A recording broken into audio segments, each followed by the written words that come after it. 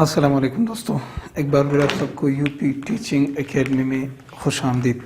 दोस्तों, जैसा कि आप सबको पता है कि हमने जो है वो कोऑर्डिनेशन एंड कंट्रोल चैप्टर पर लेक्चर्स रिकॉर्ड किए हैं। ठीक है, पिछले लेक्चर्स में हमने नर्वस कोऑर्डिनेशन को तकरीबन बहुत डिटेल के साथ पढ़ा कि नर्वस कोऑर्डिनेशन क्या है और ये किस तरह होता है। ठीक है, अब जो इस चैप्टर का दूसरा हिस्सा है जिसे हम केमिकल कोऑर्डिनेशन कहते हैं, उस केमिकल कोऑर्डिनेशन पर हम सीरीज ऑफ लेक्चर्स रिकॉर्ड कर रहे हैं जिसमें बहुत सारे ग्लैंड्स आते हैं, उनके सिक्रीशंस को डिस्कस करेंगे, उनके फंक्शंस को डिस्कस करेंगे। इंशाल्लाह बहुत डिटेल के साथ पढ़ेंगे, तो आप लोग देखते रहिए top lesson for UP teaching academy, और प्लीज़ इन लेक्चर्स को अपने दोस्तों के साथ ज़रूर शेयर कीजिएगा।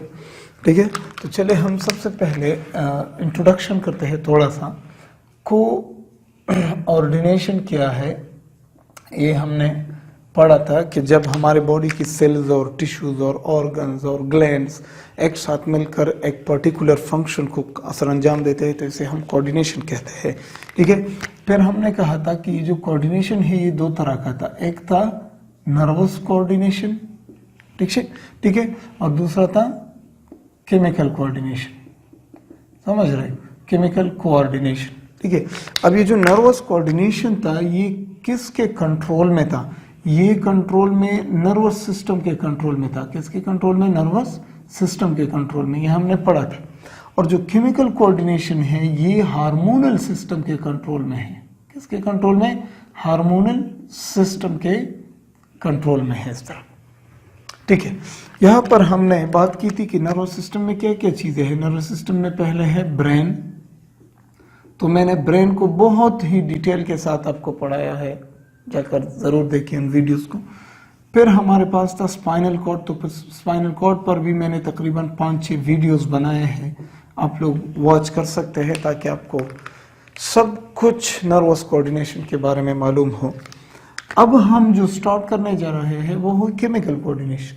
तो केमिकल कोऑर्डिनेशन में हमारे पास हम डिस्कस करेंगे ग्लैंड्स को, ठीक है, और उनके सिक्रीशंस को, उनके सिक्रीशंस और फंक्शंस को, इस तरह हम डिस्कस करते जाएंगे। ठीक है दोस्तों, तो केमिकल कोऑर्डिनेशन और नर्वस कोऑर्डिनेशन में मैंने तकरीबन 8-9 बल्कि 10 डिफरेंसेस बताए हैं कि केमिकल कोऑर्डिनेशन क्या है और नर्वस कोऑर्डिनेशन क्या है। ये मैंने बहुत डिटेल के साथ समझाया है आप लोगों को। आप लोग उन वीडियोस को वॉच करें ताकि आपको इस चैप्टर का शुरू से ही पता हो। ठीक है, तो अब हम स्टार्ट करने जा रहे हैं केमिकल कोऑर्डिनेशन।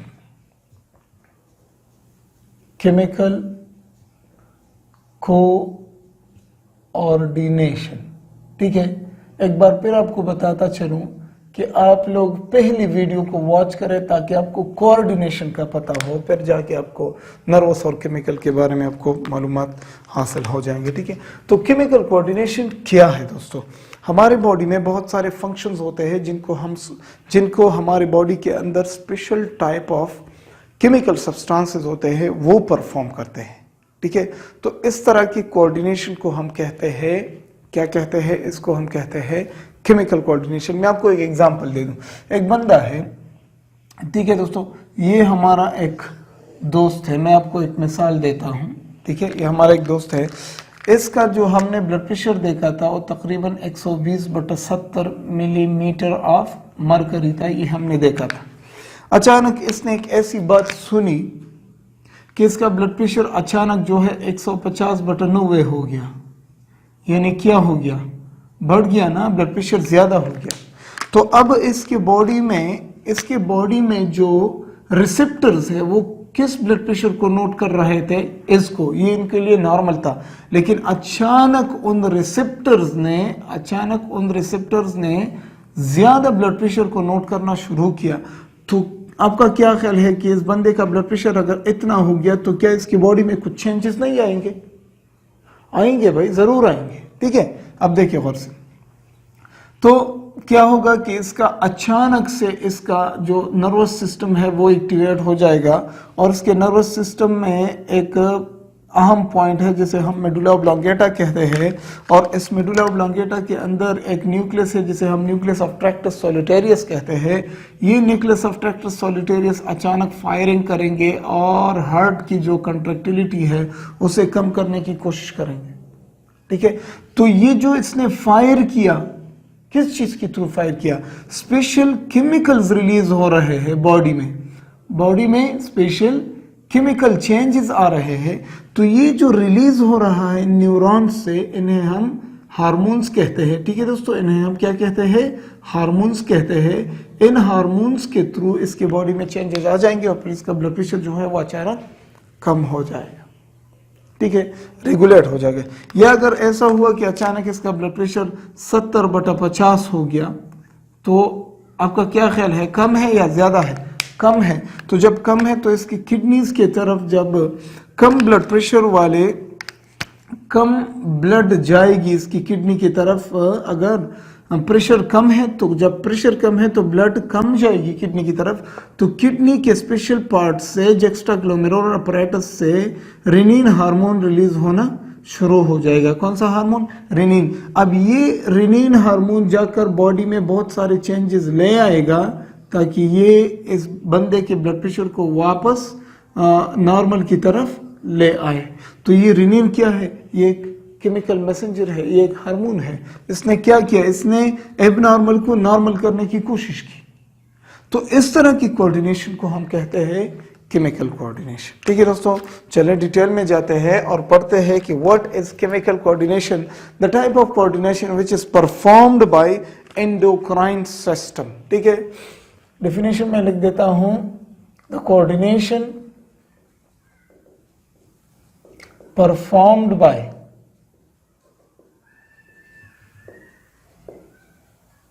Endocrine system. हमारे बॉडी में एक सिस्टम है जिसे हम एंडोक्राइन सिस्टम कहते हैं या हम उसे हार्मोनल सिस्टम कहते हैं। तो इस सिस्टम, ये जो सिस्टम हमारे बॉडी में जितने भी कोऑर्डिनेशंस करता है, इन कोऑर्डिनेशंस को हम केमिकल कोऑर्डिनेशन या एंडोक्राइन कोऑर्डिनेशन कहते हैं। ठीक है दोस्तों, ये हो गई इसकी एक डेफिनेशन। दूसरी इसकी डेफिनेशन में लिख देता हूं, the coordination performed by glands, endocrine glands. हमारे बॉडी में इस एंडोक्राइन सिस्टम के अंदर क्या क्या है? एंडोक्राइन सिस्टम के अंदर एंडोक्राइन ग्लैंड्स हैं। ये जो ग्लैंड्स कोऑर्डिनेशन करते हैं, इस कोऑर्डिनेशन को हम कहते हैं एंडोक्राइन कोऑर्डिनेशन या केमिकल कोऑर्डिनेशन। तीसरा डेफिनेशन अगर हम कहें तो ऐसा हम लिखेंगे कि द कोऑर्डिनेशन परफॉर्म्ड बाय, देखिए एक डेफिनेशन को आपने नहीं रटना है। ठीक है, आपने आपको समझाओ फिर बाद में अपने से डेफिनेशंस करते रहो, कोई मसला नहीं है। तो the coordination performed by chemical messengers called, जिन्हें हम क्या कहते हैं? Called hormones. हार्मोन्स हमारे बॉडी में जो कोऑर्डिनेशन करते हैं, तो इस तरह की कोऑर्डिनेशन को हम क्या कहते हैं दोस्तों? इस तरह की कोऑर्डिनेशन को हम कहते हैं केमिकल कोऑर्डिनेशन। अब सवाल ये आता है कि ये हार्मोन बजाते खुद क्या है? हार्मोन क्या है? ठीक है, तो चले हम हार्मोन का भी डेफिनेशन लिख देते हैं, कोई बात नहीं। What is hormone? ठीक है, हार्मोन क्या है? देखिए मैंने आपको अभी यह समझाया कि यह किडनी, इस बंदे का ब्लड प्रेशर अचानक कम हो गया तो किडनी की तरफ ब्लड कम जाता रहा। तो जब ब्लड कम जाता रहा तो यहाँ पर एक ग्लैंड है वो एक्टिवेट हो गया और इस ग्लैंड में कुछ सेल्स थे वो एक्टिवेट हो गए और इन सेल्स ने एक स्पेशल केमिकल सब्सटेंस रिलीज किया और इस केमिकल सब्सटेंस को ब्लड के थ्रू बॉडी में सर्कुलेट किया गया। ठीक है, क्या किया गया? बॉडी में सर्कुलेट किया गया और बॉडी में सर्कुलेट होने के साथ साथ इसने जो है उस बॉडी का होम्योस्टेटस जो है वो वापस बहाल किया, बॉडी में होम्योस्टेटस ले आने में मदद की। तो ये क्या है? ये केमिकल एक हार्मोन है। ठीक है, हार्मोन क्या है? Hormones are chemical messengers synthesized by endocrine glands. Okay, मैं लिख देता हूं, हार्मोन्स आर केमिकल मैसेंजर्स, अब केमिकल मैसेंजर्स हम इनको क्यों कहते हैं? देखिए मैं अभी आपको यहां पर समझाता हूं। हार्मोन्स और केमिकल मैसेंजर्स सिंथेसाइज्ड बाय, कौन बनाते हैं इनको? Synthesized by endocrine glands. कौन इनको बनाता है? एंडोक्राइन ग्लैंड्स बनाते हैं। फिर क्या होता है? Transported by blood. देखिए यहां पर ट्रांसपोर्टेड बाय ब्लड कहां ले जाते हैं? ब्लड फिर इनको ट्रांसपोर्ट करता है कहां? To target organs, to target areas या ऑर्गन्स। ऑर्गन्स में सेल्स आते हैं, टिश्यूज आते हैं, इस तरह इनकी तरफ ले जाते हैं। तो ये जो है दोस्तों हार्मोन का डिफिनेशन है। चलो अब हम इस बात को समझते हैं कि जो हमने लिखा है, आया हम इस बात पर अपने आप को क्लियर कर सकते हैं कि नहीं कर सकते? बात को समझना जरूरी है, फिर आप बाद में अपनी अपनी डिफिनेशंस लिख सकते हैं, कोई बात नहीं है, ठीक है। तो देखिए हमारे बॉडी में स्पेशल ग्रुप्स ऑफ सेल्स होते हैं, ठीक है। एक ग्रुप ऑफ सेल्स होते हैं ये इस तरह, ठीक है। ये इनकी न्यूक्लियाई है, समझ गए। अब इन सेल्स के अंदर कुछ फैक्ट्रीज होते हैं, मैन्युफैक्चरिंग फैक्ट्रीज होते हैं जो कुछ special type of chemical substances बनाते हैं, कुछ special type of chemical substances बनाते हैं। और जब गौर से देखिए मैंने बताया कुछ special type of chemical substances बनाते हैं, और जब इनकी जरूरत पड़े, देखिए गौर से, जब इनकी जरूरत पड़े तो ये अपने केमिकल सब्सटेंसेस को डायरेक्टली जो है वो ब्लड में रिलीज करते हैं, ठीक है। कहां पर रिलीज करते हैं? ब्लड में, समझ गए। अब यहां पर देखिए ये केमिकल सब्सटेंस था, ये ब्लू कलर में ये बन गया, ठीक है। और ब्लड में अचानक इसने ब्लड में इसको रिलीज किया, तो जब रिलीज किया अब ये ब्लड में घूमता फिरता रहता है, तो ब्लड जो है इसे ट्रांसपोर्ट करेगा, ट्रांसपोर्टेड बाय ब्लड, ठीक है। ट्रांसपोर्टेड बाय ब्लड का मतलब ये है कि ये ब्लड इसको ले जाएगा, और ब्लड जो है इसको, फॉर एग्जांपल इस बंदे को यहां पर आना है, तो यहां से यहां तक पहुंचने के लिए ये ब्लड का सहारा लेगा। किस चीज का सहारा लेगा?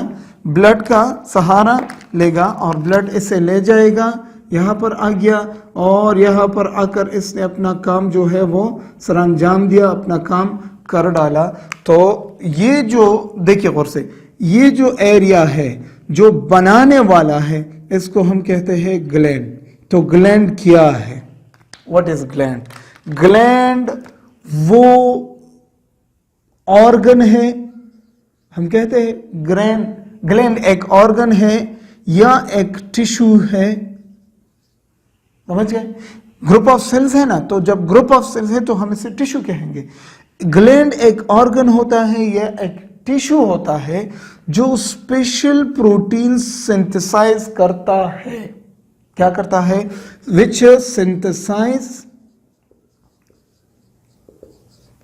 स्पेशल प्रोटीन्स और लाइपोप्रोटीन्स। लाइपोप्रोटीन में क्यों कहता हूं अभी आपको समझाता हूं। लाइपोप्रोटीन्स, ठीक है। What are glands? Glands are organs और tissues which synthesize special proteins और लाइपोप्रोटीन्स, ठीक है। तो इस ग्रुप ऑफ सेल्स को हम ग्लैंड कहेंगे हमारे बॉडी में, ठीक है। अब ग्लैंड को भी समझाता हूं कि ग्लैंड कितने टाइप के हैं, ठीक है। तो हमने बात की हार्मोन की, तो हार्मोन यहां पर इस ग्लैंड में बना, फिर ब्लड में रिलीज हो गया, और फिर ब्लड में होकर ही चला गया अपने टारगेट ऑर्गन की तरफ। टारगेट ऑर्गन यानी टारगेट ऑर्गन वो जगह होती है जहां पर ये हार्मोन अपना एक्शन करता है, उस जगह को हम टारगेट ऑर्गन कहते हैं, ठीक है। तो ये जो केमिकल इसने बनाया और फिर ब्लड में ट्रांसपोर्ट हुआ और फिर उस टारगेट ऑर्गन में उसने चेंजेस ले आए, तो इस केमिकल सब्सटेंस को हम क्या कहेंगे दोस्तों? इस केमिकल सब्सटेंस को हम कहते हैं हार्मोन। हार्मोन कहते हैं, ठीक है दोस्तों। तो हार्मोन की डेफिनेशन, अगर आपसे कोई पूछे कि हार्मोन क्या है, तो सिंपल अल्फाज में हम कहते हैं कि hormones are chemical messengers which bring out chemical coordination. ठीक है, चलो इससे भी लिख देते हैं यहां पर, hormones are chemical messengers. Hormones क्या है? हार्मोन्स केमिकल मैसेंजर्स है, क्या करते हैं? Which bring out chemical coordination, जो केमिकल कोऑर्डिनेशन करने में मदद देते हैं, ये केमिकल सब्सटेंसेस है इस तरह। ठीक है, तो ये हार्मोन का दूसरा डेफिनेशन मैं आपको लिख देता हूं, यहां पर हमने लिखा हार्मोन का दूसरा डेफिनेशन।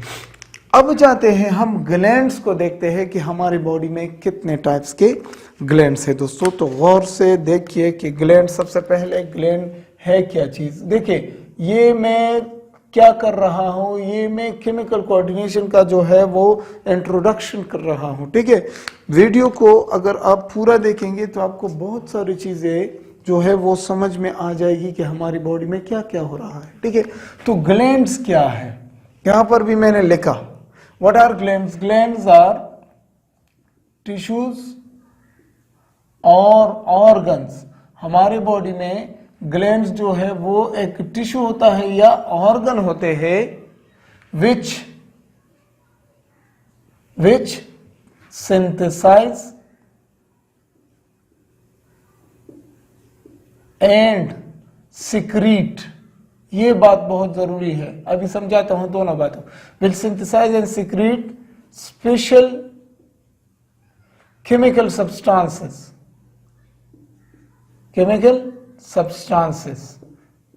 समझ गए इस तरह।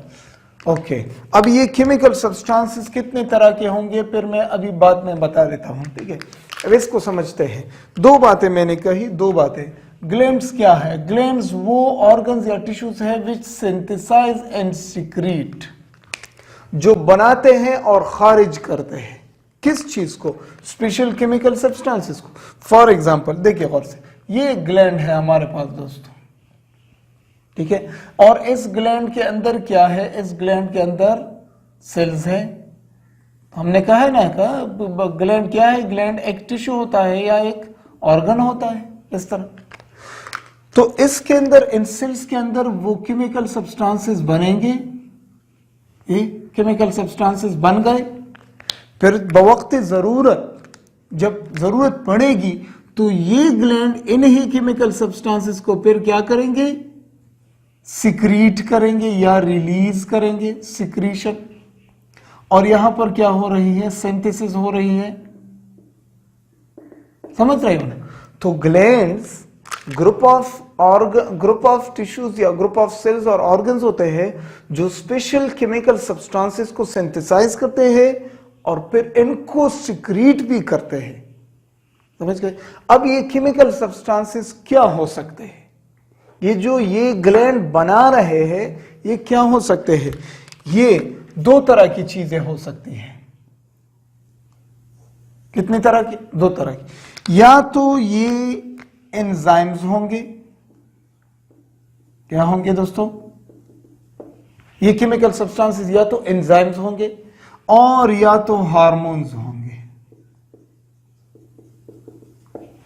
या तो हार्मोन्स होंगे। अब यहां पर मैंने दो बातें लिखी थी, प्रोटीन और लाइपोप्रोटीन। ठीक है, तो जितने भी एंजाइम्स है आपको तो पता है कि enzymes are protein in nature. Enzymes are protein in nature, सारे एंजाइम्स प्रोटीन से बने होते हैं। और जो हार्मोन्स हैं ये दो चीजों से बन सकते हैं, प्रोटीन और लिपिड्स दोनों इसमें इस्तेमाल होते हैं, प्रोटीन्स एंड लिपिड्स। इसलिए मैंने लिखा है लाइपोप्रोटीन्स। ठीक है, तो समझ गए। ग्लैंड्स जो केमिकल सब्सटेंसेस बनाते हैं, ये केमिकल सब्सटेंसेस या तो एंजाइम्स होंगे और या तो हार्मोन्स होंगे। अब सवाल ये आता है कि क्या ये दोनों चीजें एक ही ग्लैंड से बन सकते हैं? नो, ये बात गलत है। समझाता हूं। जो एंजाइम्स बनाने के लिए जो ग्लैंड्स होते हैं, एंजाइम्स को बनाने के लिए जो ग्लैंड्स होते हैं इनको हम एक्सोक्राइन ग्लैंड्स कहते हैं। क्या कहते हैं? Exocrine glands. और जो हार्मोन्स बनाने के लिए ग्लैंड्स होते हैं इनको हम एंडोक्राइन ग्लैंड्स कहते हैं। बेटा समझ गए दोस्तों? अब एंडोक्राइन ग्लैंड और एक्सोक्राइन ग्लैंड, इन दोनों की अगर हम यहां पर तस्वीर बनाएं तो बस बात खत्म, समझ गए? ठीक है। तो एंजाइम्स बनाने के लिए जो ग्लैंड्स होते हैं एक्सोक्राइन ग्लैंड, हार्मोन्स बनाने के लिए जो ग्लैंड्स होते हैं इनको हम एंडोक्राइन ग्लैंड क्यों कहते हैं? देखिए समझाता हूं। यहां पर एक ग्लैंड है जो कि है एक्सोक्राइन, से हम क्या कहते हैं? Exocrine gland. और यहां पर एक ग्लैंड है जिसे हम एंडोक्राइन ग्लैंड कहते हैं।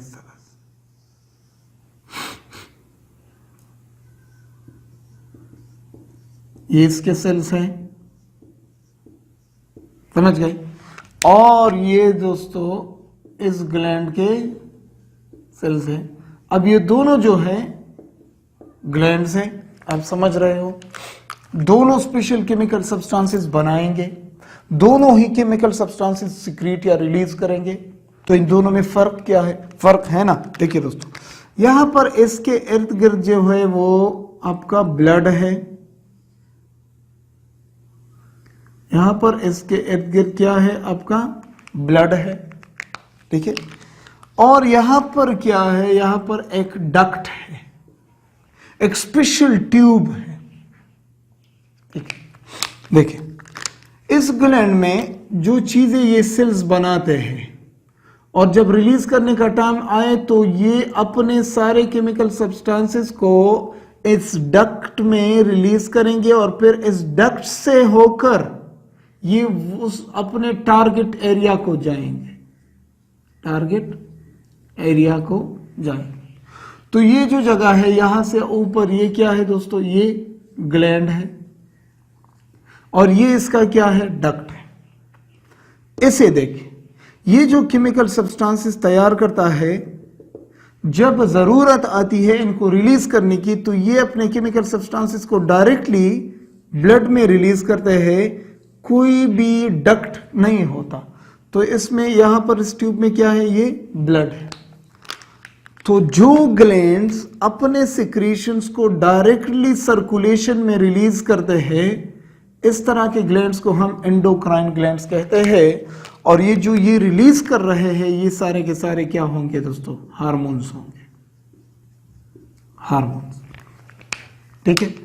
और यहां पर एक्सोक्राइन में अगर हम देखें तो एक्सोक्राइन वो ग्लैंड्स है जो चीजें केमिकल सब्सटेंसेस बनाते हैं उसे डायरेक्टली ब्लड में रिलीज नहीं करते, उसे एक स्पेशल डक्ट के थ्रू रिलीज करते हैं और उस डक्ट से होकर वो अपने स्पेशल टारगेट ऑर्गन को, टारगेट एरिया को पहुंच जाते हैं। और इनको टारगेट एरिया तक ले जाने में किसकी मदद दरकार होती है? ब्लड की मदद दरकार होती है। समझ में आ गई बात? तो ग्लैंड क्या है, क्या करते हैं ग्लैंड्स? एंडोक्राइन ग्लैंड क्या है हमारे बॉडी में, एक्सोक्राइन ग्लैंड्स क्या है, और केमिकल कोऑर्डिनेशन का इंट्रोडक्शन, ठीक है। अब कुछ ग्लैंड्स की आपको समझ में आना इंतहाई जरूरी है। फॉर एग्जांपल हम डिस्कस कौन कौन किस किस ग्लैंड्स को करेंगे। तो हम कहते हैं कि हमारे एंडोक्राइन सिस्टम में, हमारे एंडोक्राइन सिस्टम में क्या क्या चीजें हैं? हमारे एंडोक्राइन सिस्टम में सारे के सारे दोस्तों एंडोक्राइन ग्लैंड्स है ना, एंडोक्राइन ग्लैंड्स हैं। अब कुछ एंडोक्राइन ग्लैंड्स जो है वो हमें डिस्कस करना है। फॉर एग्जांपल मैं डिस्कस करूंगा सबसे पहले पाइनियल ग्लैंड को, ये ग्लैंड्स हम डिस्कस करेंगे, पाइनियल ग्लैंड। दूसरा हम डिस्कस करेंगे हाइपोथैलेमस को, और इस हाइपोथैलेमस को मैं यहां पर डिस्कस नहीं करूंगा क्योंकि मैंने इससे नर्वस कोऑर्डिनेशन में डिस्कस किया है, फुल मैंने डिस्कस किया है। फिर हम डिस्कस करेंगे पिट्यूटरी ग्लैंड को, पिट्यूटरी ग्लैंड को मैं डिस्कस करूंगा, ठीक है। फिर हम डिस्कस करेंगे नंबर 4 थायराइड ग्लैंड को, थायराइड ग्लैंड को। फिर हम डिस्कस करेंगे पैराथायराइड, थायराइड ग्लैंड को, पैराथायराइड ग्लैंड को। फिर हम डिस्कस करेंगे पेनक्रियास को, पेनक्रियास को हम डिस्कस करेंगे इस तरह। फिर नंबर 7 हम डिस्कस करेंगे एड्रीनल ग्लैंड्स को, एड्रीनल ग्लैंड्स को हम डिस्कस करेंगे। फिर हम साथ में डिस्कस करेंगे गोनेड्स को, गोनेड्स। ठीक है, तो ये शायद ही मैंने कोई ग्लैंड छोड़ा हो, कोई बात नहीं है, लेकिन हम इन सारे ग्लैंड्स को एक एक करके डिस्कस करेंगे और इनके फंक्शंस आपके सामने पेश करेंगे। तो दोस्तों ये था एंडोक्राइन या केमिकल कोऑर्डिनेशन का थोड़ा सा इंट्रोडक्शन मैंने कराया। अगले लेक्चर में हम इंशाल्लाह स्टार्ट करेंगे पाइनल ग्लैंड से और फिर आगे जाएंगे और सारे ग्लैंड्स को कवर करेंगे। तो मिलते हैं अगले लेक्चर में, तब तक के लिए अल्लाह हाफिज़।